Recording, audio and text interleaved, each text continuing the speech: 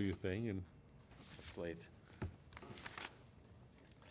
Welcome to Garden of the Spirit, a class studying apples from the orchard.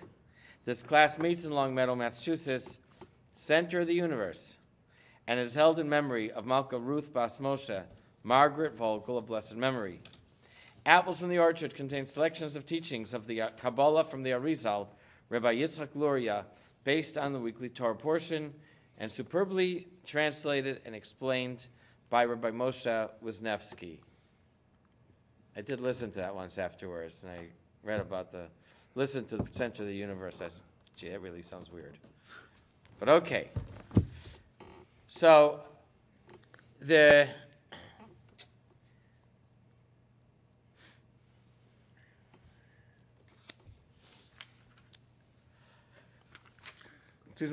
is the opening two psukim of the parsha of Bechukosai. The Bechukosai contains a few verses of blessings, and then a bunch of psukim of what's known as the curses, or the tochacha, the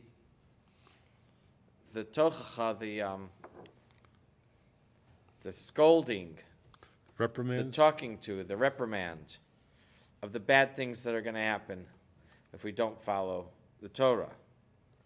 But it's preceded by blessings. All right. Jim, are you ready to start? We're in Bechukosai, page 683. If you will follow my laws and faithfully observe my commandments, I will grant your rains in their season, so that the earth shall yield its produce, and the trees of the field their fruit. It is fitting that we understand these words, which read as if Hashem is trying to convince and entice the Jewish people, telling them that if they do such and such, they will receive such and such reward. The tenor of these verses at face value is not that they describe a simple cause and effect relationship, but that Hashem is trying to coax us into observing his commandments with the promise of a reward. So not just if you do this, then you get this, but please do this, and then you'll get this. Furthermore, the reward seems to be blessings of material beneficence. And our sages have told us that the true reward for keeping God's commandments awaits us in the afterlife. The explanation is that this passage alludes to the concept of transmigration of souls. Page 684. As you know, the soul is initially reincarnated in the mineral or vegetable kingdoms, and afterward ascends into the animal kingdom, that is cattle. If it merits further, it ascends to the kingdom of man. Transmigration is the means by which the soul atones for the sins it committed in the first human lifetime. In the words of Arizal, the soul descends to be incarnated into these lower forms of existence for the time allotted to it, as I, Rabbi Chaim Vital, have explained at length in my book, recording the Arizal's exposition of transmigration. Rudy, plug your ears, please. Don't want you to start asking me. We should learn the book of the transmigration of souls. Why not? In order to understand this concept Wednesday night more fully, we will interpret the present citation from Sefer Likutim and quote from the work that Rabbi Chaim Vital refers to. So we're going to quote something from Sefer Likutim. We've been in Sefer HaLikutim. Well, we're going to interpret it. But now... We're going to interpret it. No, I'm sorry. Say it again. In order the concept more fully, we will interpret the present citation from No, Sefer? no. We will interrupt. We will interrupt. I'm so sorry. I'm tired.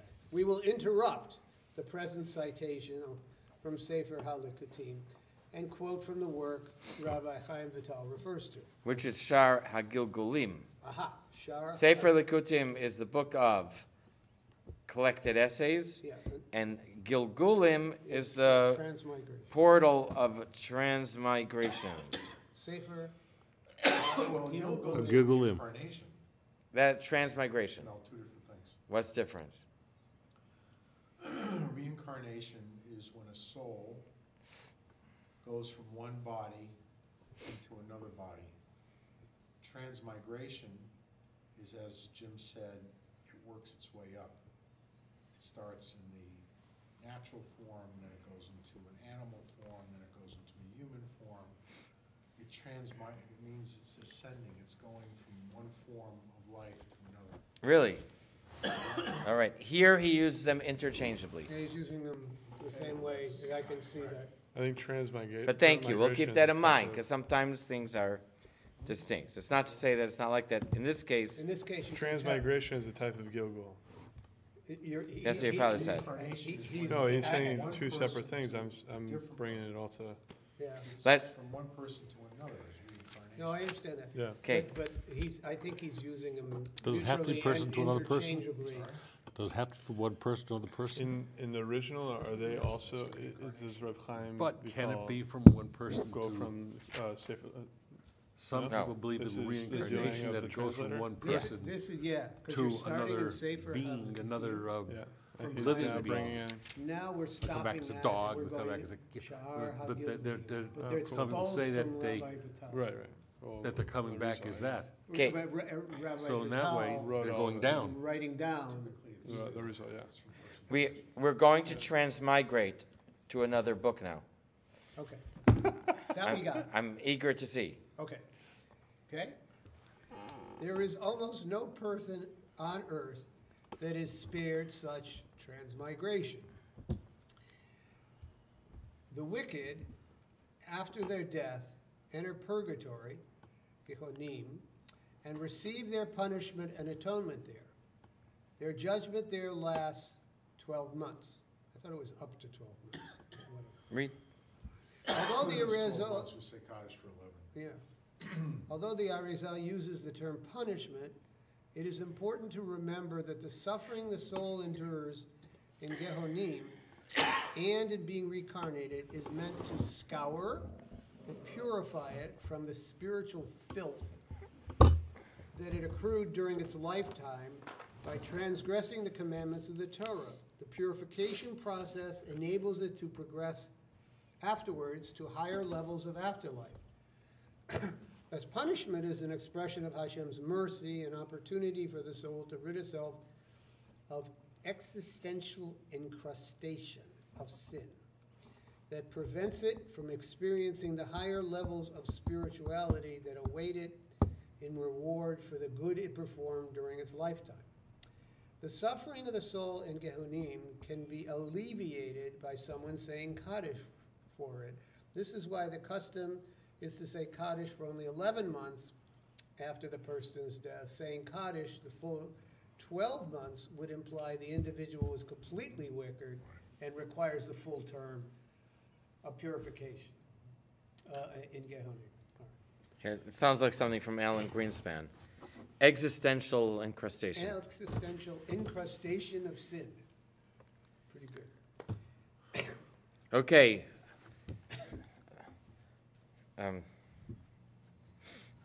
I guess go ahead.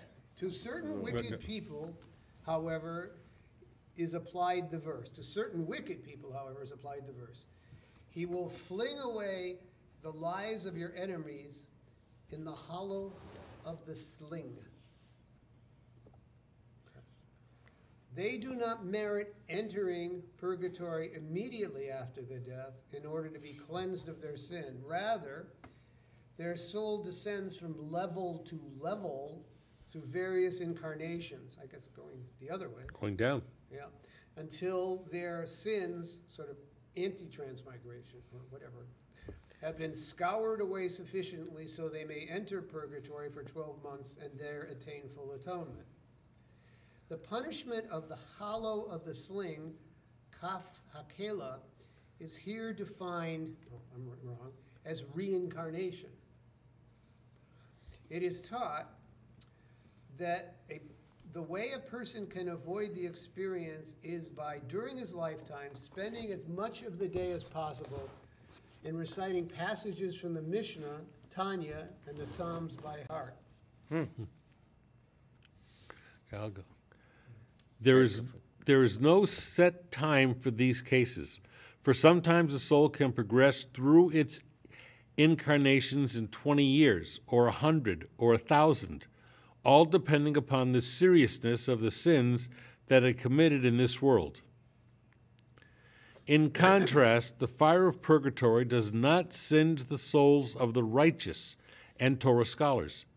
Therefore, they must be reincarnated into this world in order to scour them from whatever sins they may have done, for there is no one that has not committed some sin. Thus, for the righteous, reincarnation is the lighter purification process, after which they enter paradise directly. For the wicked, however, reincarnation entails more suffering, and only after finishing the reincarnation process can he proceed to Gehenna. I bet the reincarnation for Rishayim is probably in something that's treif. So Say it again. they say that tzaddikim are reincarnated as fish. That's one of the reasons why I've learned in Hilchos Shabbos that it's more important to have fish on Shabbat than it is Okay. basar. I wonder. I'm just saying this now. I wonder if tzaddikim are reincarnated in kosher animals, so that they're more easily have an aliyah. Don't know. And Rishayim are reincarnated in, I don't know, rocks, grass, maybe treif animals. When it says the soul descends Because level, why would they have the same? level. Why would they have the same purification? Don't know. We did have before that the father of Bilam was reincarnated into the grass, and then they made the golden calf that would eat the grass, and then he would be drawn up into the calf. That's what we learned there. So I don't know. What were you asking? Well, I'm thinking the wicked people, when it says they descend level to level through various incarnations, are they now descending from the human to the animal to the mineral, I mean, which is what? Before? Yeah, it's sort of it's descension as opposed to ascension. Right. He said the word descends from level to level through Descends, various, yeah. So various it's the descension as opposed to the incarnations. ascension, right? Right. Don't know. Yeah, that's what it seems to That's what it say. seems Yeah, to say. it's- yeah. Okay. It's not the level of experience from the highest, and then once that reincarnation is over, one lower than that, then one lower than that. This starts at the lowest level, and then once that lowest level is finished, moves to a higher level. So if the lowest level is a rock, once that's finished, grass. Once that's finished, an animal. Once that's finished. It depends on how wicked I they are. don't. I think it depends upon how wicked they are as to how far down they go. Right, they can go further, but They go further I off. Yeah. thought it would go the opposite way for the wicked. no.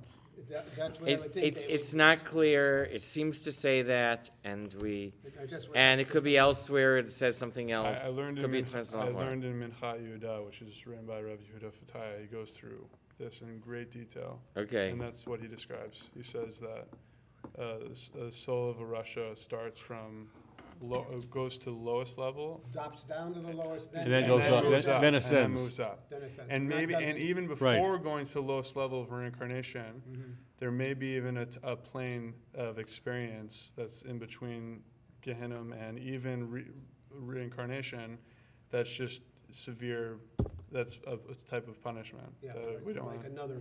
It would, Another it would, talk about. it would Right. make sense to go down and then keep on going down, because No, if I- they go down and then they're purified at some level, then they're gonna go up. Okay. Exactly. So they go Yeah, there's zing always down- an It's they- always- aliyah. There's yeah. always an aliyah in Judaism. You go from Yeah. Filin So Shel Yad, they Shel- zing Filin down, Shorosh. and then Right. work Here their way the back. Arizal or Chaim Vital says it's a dissension.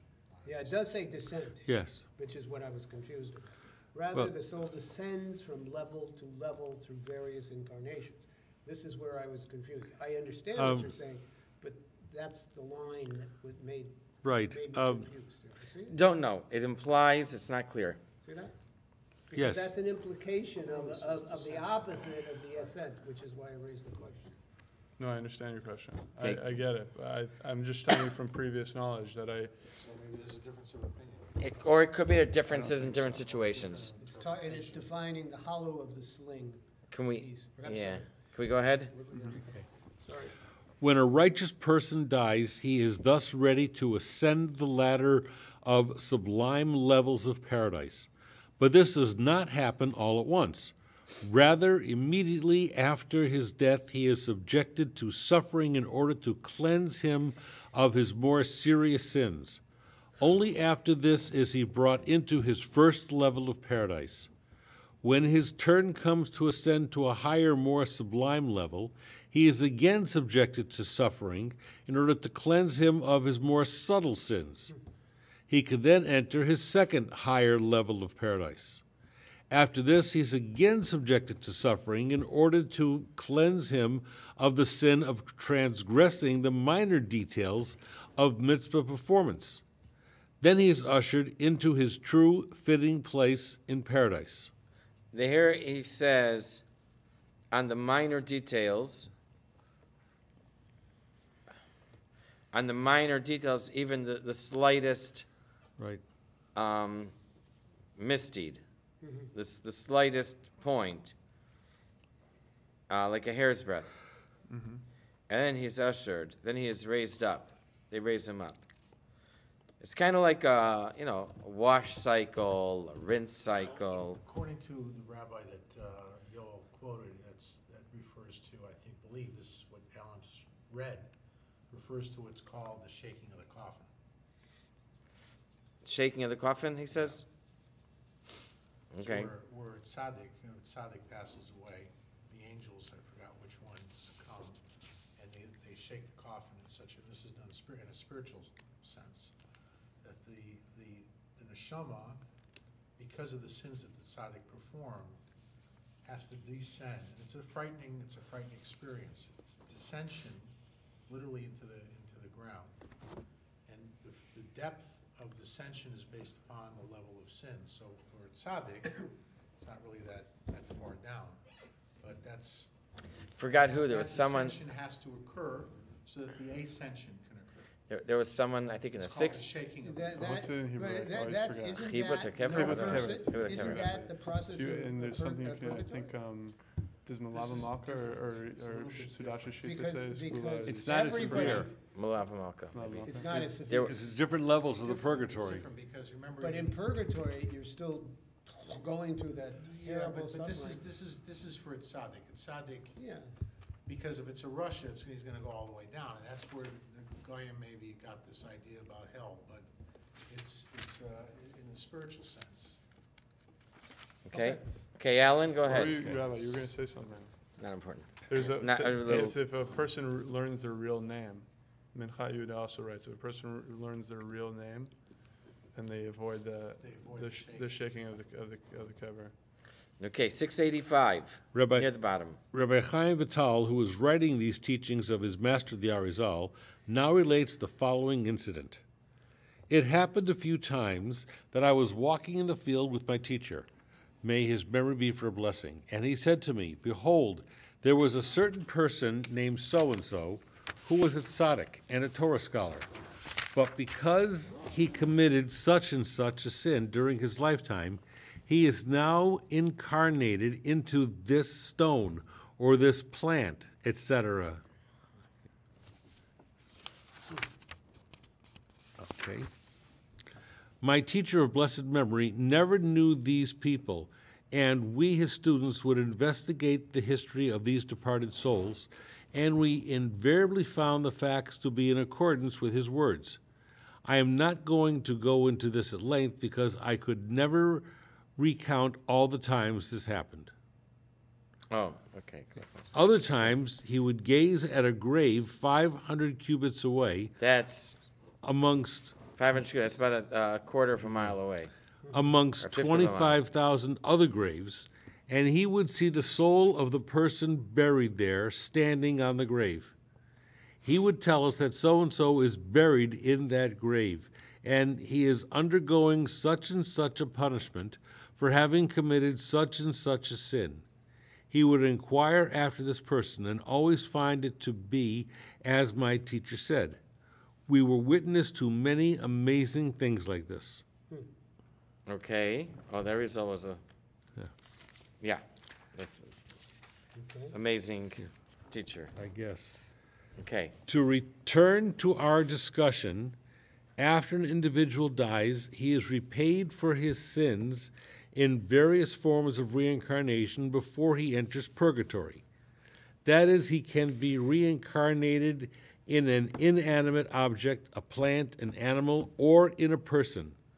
Almost no one can avoid being reincarnated, since a soul cannot experience the suffering required to cleanse him of the effects of his sin unless he has become rematerialized in a soul-body combination.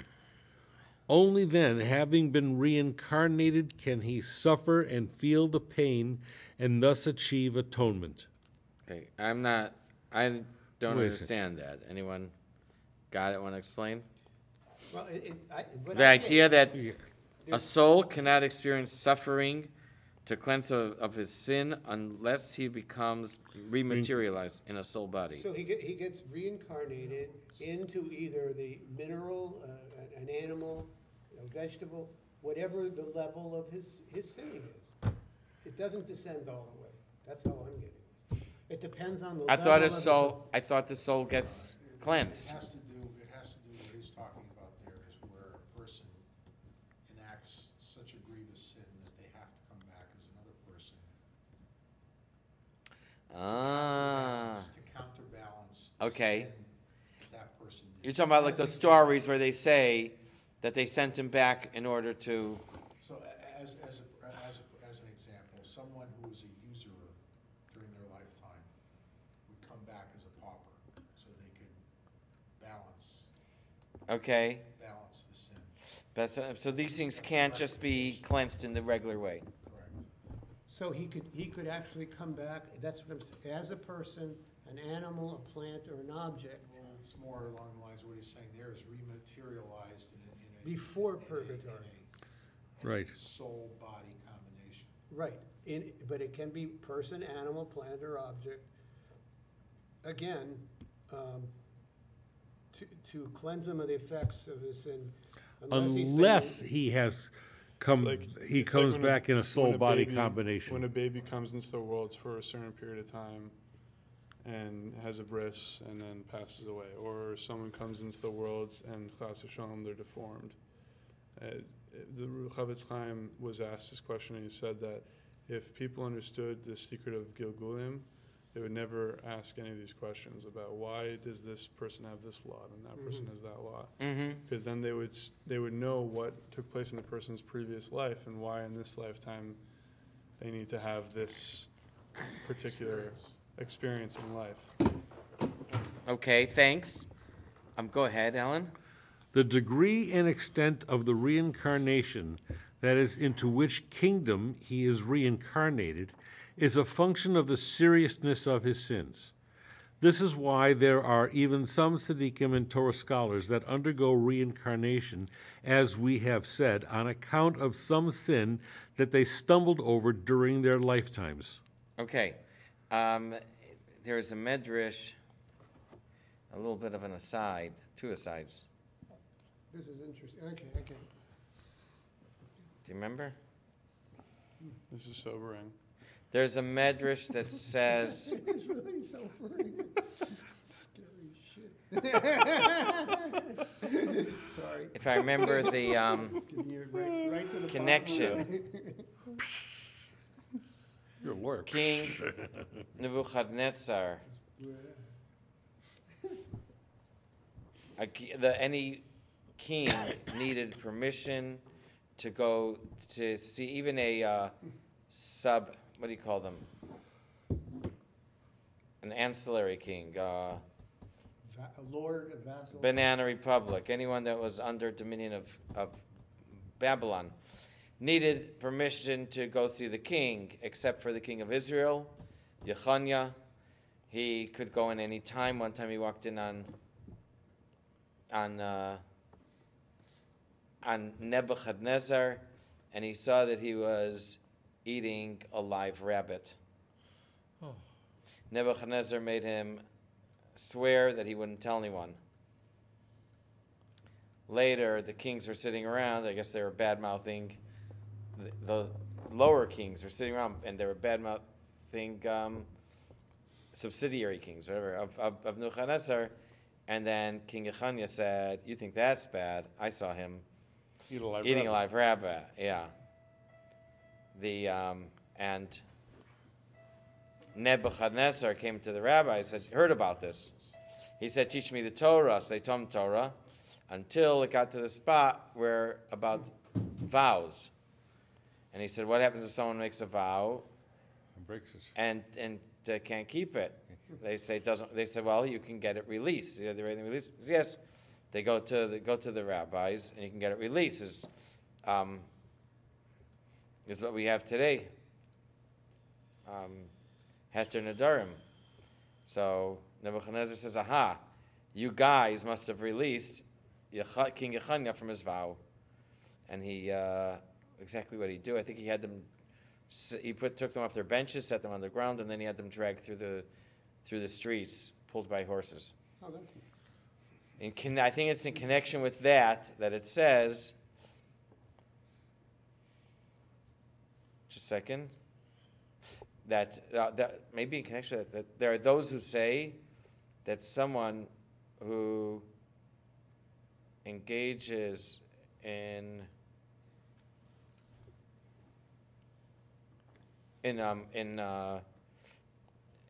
homosexual relations is reincarnated as a rabbit. I think it's based on that, and there's connection. What the connection is, I don't remember. Elsewhere, it says This is on Midrash Rabbah, is what you're saying? it's a medrash somewhere. Agada? I don't know which medrash it is. But I know also, where I You see saw it. all the rabbits running around Yeah. this year? but What? yeah, Lots of I've rabbits. seen lots of rabbits. A lot of rabbits. this A year. lot of rabbits. but also, even we say someone's a tzaddik now, Interesting. it depends on what they were before, because Volumetric Be- increase in because- homosexuality, because it's- so there's more rabbits. We have I don't know, most rabbits I've ever seen in our neighborhood. You this year. live in Northampton? They're everywhere. Springfield, yeah. Okay. I even saw some tonight running around. I think that's the Yo, connection you there to the understood rabbit. it. Anyways, Okay, you didn't say anything, there was no reaction. that is the medrash is the medrash. The thing about the rabbit is the thing about the transmigration is from the Sfarim or from Arizal into rabbit.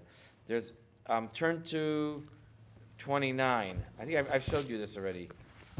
Quite possibly.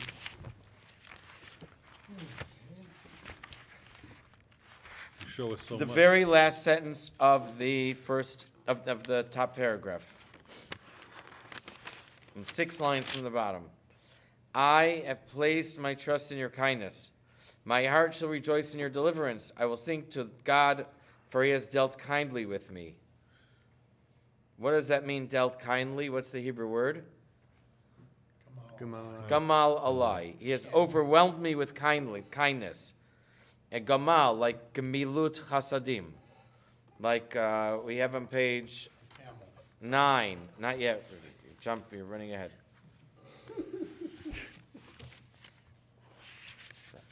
What's it called? Offsides is 5 yards. Page 9. Bestow right in the center. Bestow bountiful kindness upon us Sigmalenu chasadim tovim. Blessed are you, God, who bestows bountiful kindness. Hagomel chasadim tovim. So gomel means to bestow kindness. And so that's what David is saying here. Another thing is that David had a impropriety with a possibly married woman that smelled of a case of a married woman. He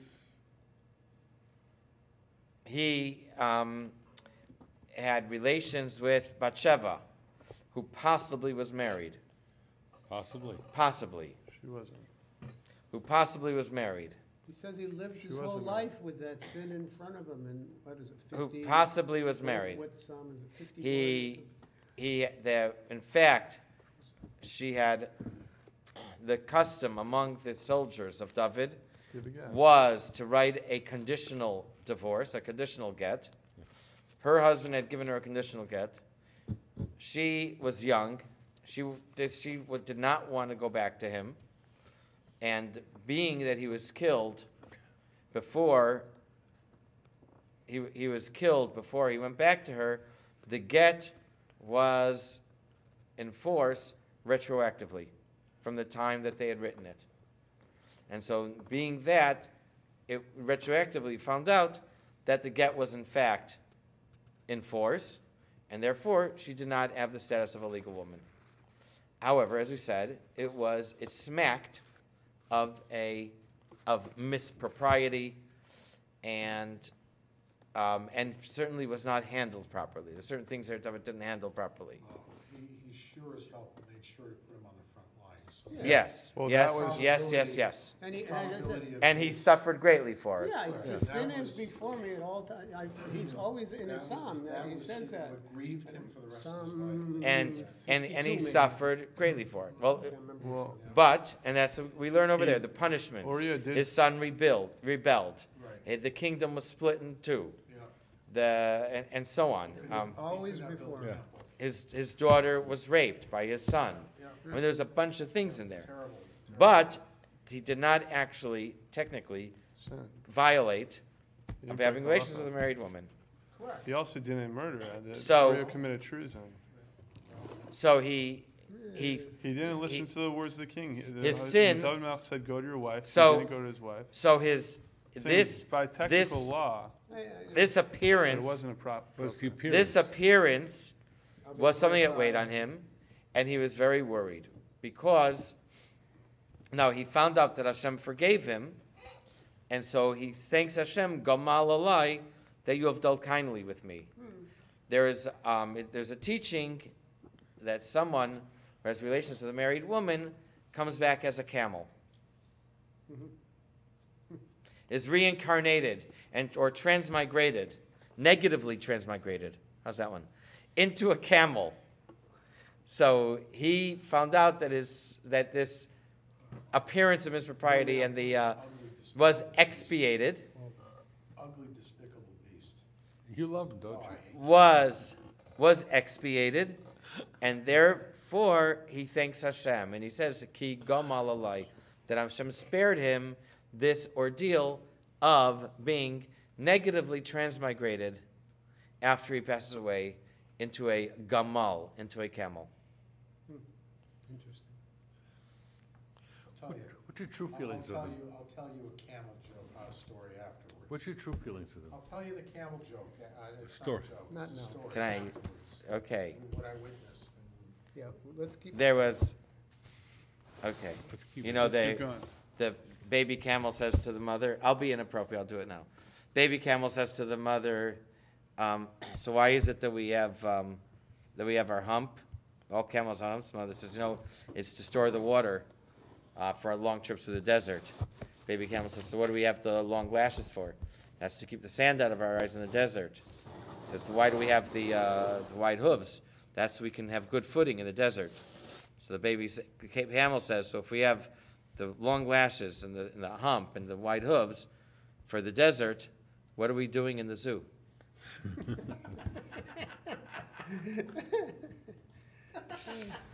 Okay, so anyways, those are some transmigration stories that I saw.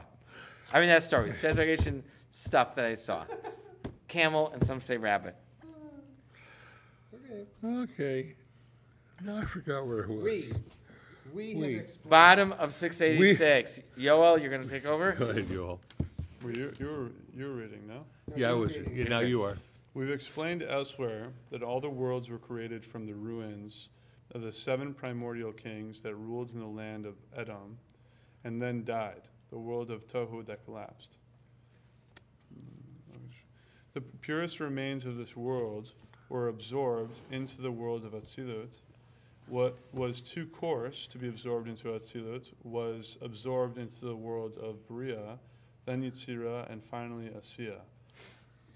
The purest elements that descended to Asiya were absorbed into the human kingdom, followed by the animal kingdom, the vegetable kingdom, and finally the mineral kingdom.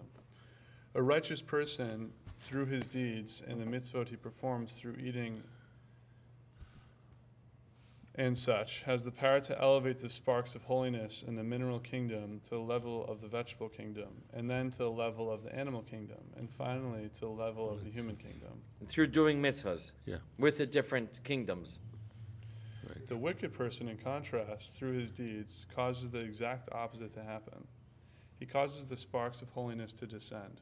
Some sins cause the sparks of holiness in man to descend to the level of his inanimate kingdom, others to the level of the vegetable kingdom or animal kingdom. Therefore, in correspondence to their sin, some wicked people after their death are reincarnated into a stone, while others are reincarnated into vegetables or animals. When a person commits a sin, he is betraying the divine image within him. He is not acting like a human being, who is meant to rule over the creation and elevate it to divinity. He is rather stooping to the level of the object he is committing sin with, and, at least for the duration of the sin, subjecting himself to its rule over him. This dynamic applies both to bona fide sins and subtler forms of submission to the evil inclination as well. For example, let's say a person has a sensual urge to eat chocolate cake. It is not Shabbat or any other occasion in whose honor he can justify eating the cake, and he has already eaten his meal. So he cannot justify the indulgence with claims of real hunger. No, the sole motivation for this piece of cake is pure, unadulterated sensual indulgence. Furthermore, this is glatt kosher cake, and eating it entails no transgression of waiting between meat and dairy foods. So the indulgence is not a sin per se, but just an indulgence. If the person succumbs to this urge and eats the cake, he is demonstrating that, at that moment at least, he is subservient to the power the cake has over him. He has taken his divine spark, animating him at that moment, and brought it down to the level of the cake. He becomes, in effect, not a human person, but a cake person. Moreover, he has to a certain extent, brought the whole level of creation down to this level. So long as this cakeness and cake identity remains with him, this individual cannot expect to be admitted to the chambers of paradise, where the delights of this world are insignificant, and the soul basks in the glow of the divine presence. He has, on the contrary, demonstrated that he is into much coarser delights. He must therefore be cleansed of this cake mentality. This is accomplished by being reincarnated into the vegetable kingdom, where he can experience the pain of his soul, which is used to the freedom of expression and movement of the human being trapped in vegetable identity. I'm going to reread that sentence. Which is used to the freedom of expression and movement of a human being trapped in vegetable identity. In other words, he must experience the same descent he put his soul and the world through when he ate the cake. I don't know if that's supposed to be glatt kosher cake or parv I cake. was just gonna ask you, Or what is it's- black kosher? What is glatt kosher cake? It Like could be parv. just a joke. It could mean it's the highest level of kosher. There is, I'll just say for the record, there is no such thing as a glatt kosher cake, Exactly. Obviously. because, explain, Because it only pertains to meat. glatt only Nothing else. pertains to meat, not even chickens. Not even Exactly. chickens. It means Glut is The when they lungs stick were their lungs hands in- free of, They stick their Right. hands in along the rib cage and they have to feel for a bump or a lump or Lesions. something, a lesion. lesions They don't or think it's glut, it means it's. smooth. The Smooth. word glot means smooth. Right. So either it's not just meant as like tongue in cheek, or it's used an expression to me that it's the highest kosher Yeah. standards Yeah. Those who undergo as a borrowed term. Those who undergo these reincarnations remain there for a fixed amount of time until the sin that caused them to be incarnated into the vegetable kingdom is expunged. When this time is over, they ascend into the animal kingdom. When this time is over, they ascend into the human kingdom. We now return to the passage from Sefer HaLikutim, with which we began the discussion. Should I continue? Yeah. Yeah, might as well finish. Hold on, let's go back. What did it say? It's following my. Where did we leave That's off? what I said. We left off the interruption Okay. Yeah. right here. On 684 on the second paragraph. Yeah. Okay. I think you can go ahead. Thus, it'll the Torah says, if you will follow my laws and faithfully observe my commandments, I will grant you rains in their season, so that the earth shall yield its produce, and the trees of the field their fruit. You will eat and be satisfied, and the souls that are present within the food will ascend to your level. You will eat and be satisfied, and the souls that are present within the food will ascend to your level. The ascent of the souls incarnated in the food a person eats is subject to him following Hashem's laws and faithfully observing his commandments. That is, he must preserve his divine level while engaged in eating. Otherwise, as we said, he does not elevate the divine sparks or souls within the food, but falls to its level. Okay. Another reason why we say bracha over food. And not only he not elevate the souls, he in that fruit or whatever, he descends. Sense. Yeesh. All right, go ahead. This must also be the line from Chumash where Hashem says, he'll bless our bread and our water. This is the mystical. That's elsewhere. Yeah. This is the meaning, the mystical meaning of the verse. And you shall eat your bread to satisfaction, to satiation, and dwell securely in the land, in your land. Now the souls reincarnated in lower forms of life do not ascend at all times. Rather, there is a proper time for each ascent to occur.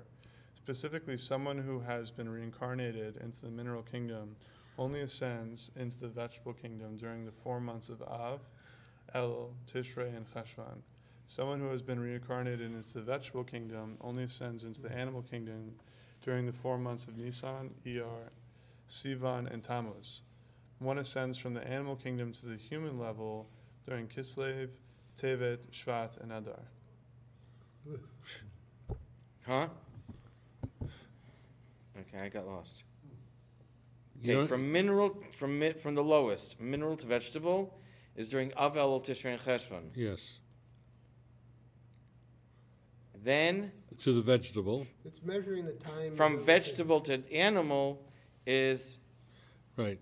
the Right. 4 months before that, Nisan, Nisan- Iyar, Sivan, Tammuz. Mhm. And then the 4 winter months of Kislev, Tevet, Shvat, and Adar is from animal to human. Mhm.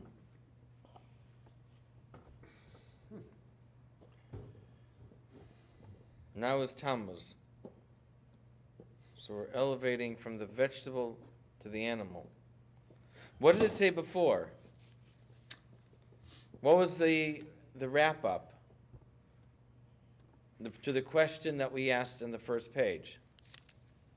If What you is- follow my laws and statutes, you then go- I will give the rains Right. and so on, which is telling you Like the sparks of holiness in that food will be Will elevated through you or into you.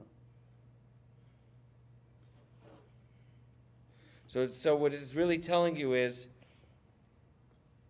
you're going to please, because it said it's not just stating a fact, matter of fact, but it is appealing to the person to please follow my statutes. What it's telling you is conduct yourself in such a way that you can elevate the souls. It's That what it interesting, said? You know, What I was talking about. is it the story with Gideon, where Hashem, where he shows up with thousands and thousands of soldiers, and Hashem says it's too many. My name won't be Like around glorified. 32,000. So he says we need less. So the test is that they go to the brook, and whomever brings their face down to the water is out, and whoever Right. brings the water up to their face is in. And only, how And many? only 300 remain. 300 remain. And the test was through their eating and through their drinking, through how they conducted themselves during drinking. Yeah, Fascinating. yeah. What? The ones who bent over gave the appearance of Animal? worshiping Bowing idols. down. Like an animal What? or a human. Like they were Whether bowing they drank down. like an animal or they drank like Or a if they human. drank in the worshiping idols. form of bowing to an idol. But that's a different way also. I don't think it's written like that. There's It's more bowing to themselves, their own ego. They see their reflection. When They see the bow. reflection. Another way. It's their now own. we got It's their three. own self. Now we have It's three even different. worse. Very nice. There's Beautiful. Three different explanations. Beautiful, amazing.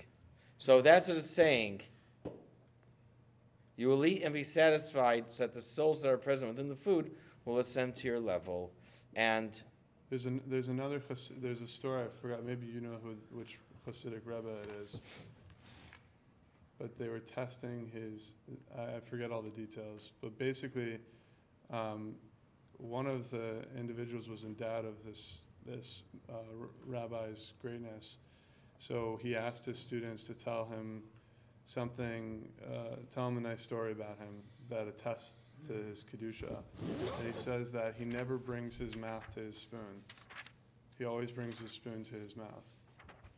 And the guy who was listening to it was like, oh, that's not a big deal. And he came back to him later, I guess in the week or in the month or whatever it is, and he said, your Rebbe is Kadosh. really, Because every single time he'd eat, he noticed it was impossible for him not to move his face slightly to the food. okay. So is that what it's saying? No, it's not saying that. No, It's- but here, what did we do? I want to it's wrap saying- this, I want to make sure that I get it. It's saying that Part of you're it not said- going to stoop, you're not going to stoop to the letter. You're not indulging in the food. The food. I guess so. You're You're elevating. You're eating to live, not living And to you're eat. elevating the souls within it. Within the thing. Within Within the it. yeah. You're elevating them. Okay. And if you don't, you're going to descend with them. It's got a double edge to it. Who's It's a blessing with a curse on the other end of it. If you Well, it's also an appeal. I understand That's that. the thing. I understand, but it is. It's asking you, please. it's- If you don't. it's- If you don't. If you don't. If you don't do it properly. It's going to happen. You're going to descend with it. Who's going to go home now and have some tea with chocolate cake? Well, that's why I was thinking about having some ice cream. Yeah, okay. Thank you all, folks. We'll see what's about next week. I'll pass Maybe on this the is ice also cream. why the